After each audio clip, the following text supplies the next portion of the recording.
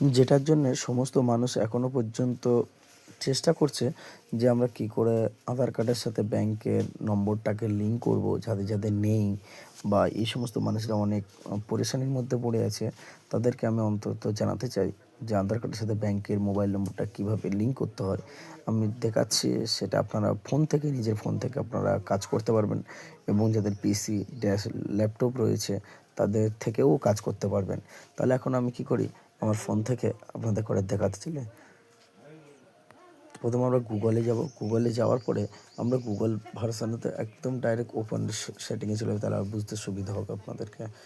বুঝতে সুবিধার জন্য আমরা পুরো প্রোফাইলটা কেটে দিচ্ছি। দেওয়ার পরে এখান থেকে নিউ ট্যাব নিয়ে নিচ্ছি। নিউ ট্যাব নেওয়ার পরে এখানটা দেখবে NPCI বলে আমরা সার্চ করব।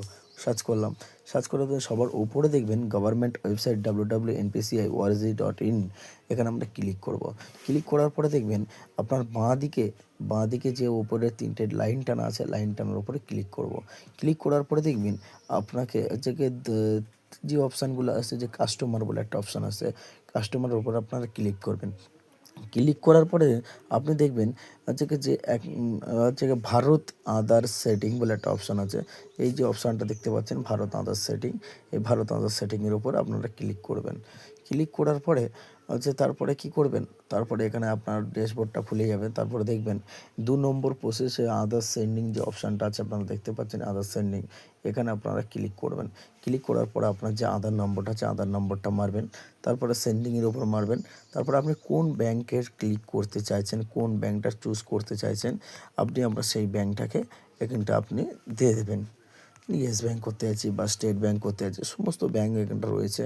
আপনি যে ব্যাংকে করতে চান করতে পারবেন। আপনার ব্যক্তিগত RBI ব্যাংক আছে, এখানটাতে আপনার স্টেট ব্যাংক অফ ইন্ডিয়া আছে, যে ব্যাংকে করবে। তারপরে কি করবেন, আপনি যদি আপনার অ্যানাদার কোনো সেম অ্যাকাউন্ট রয়েছে বা অন্য কোনো অ্যাকাউন্টে রিমুভ করতে চাইছেন বা এই অ্যাকাউন্টটাকে ফ্রিজে সবসময় সিলেক্ট করবেন, আপনি ফেস নম্বরটাকে লিঙ্ক করতে চাইছেন। তারপর আপনার যে ব্যাংক অ্যাকাউন্ট নম্বরটা আছে, সেই অ্যাকাউন্ট নম্বরটাকে এরকম অ্যাকাউন্ট নম্বরটা আপনি বসিয়ে দেবেন। এর কনফার্মে সেম অ্যাকাউন্ট নম্বরটা বসাবেন। তারপর টিকমার্ক করবেন। টিকমার্ক করার পর এখানটা যে ক্যাপচার আছে, আপনি ক্যাপচারটা বসিয়ে সাবমিট অপশানে সাবমিট করে দেবেন। সাবমিট যখনই করবেন কাস্টমারের মোবাইলে একটা OTP যাবে। OTP দিলে আপনি বুঝতে পারবেন। আমি একটা আপনাদের করে দেখিয়ে দিচ্ছি।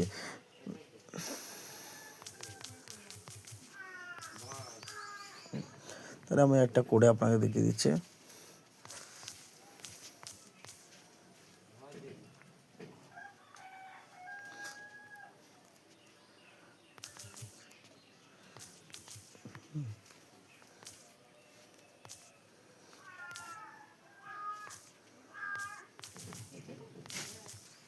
আমার অ্যাকাউন্ট নম্বরটা আমি করে দেখাচ্ছি আপনাদের, দেখলে আপনারা বুঝতে পারবেন এখানটা। তাহলে আমরা কনফিডেন্ট, কোনো অসুবিধা আপনাদের হবে না। এরা নোটিফিকেশানের নিচে চলে আসবেন।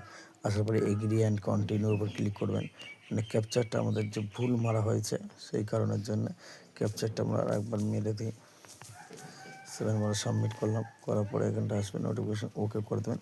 দেখবেন কাস্টমারের মোবাইলে আধার কার্ডের যে নম্বরটা লিঙ্ক হয়ে আছে, সেই নম্বরে আপনার OTP চলে এসছে, আপনি দেখতে পেয়েছেন।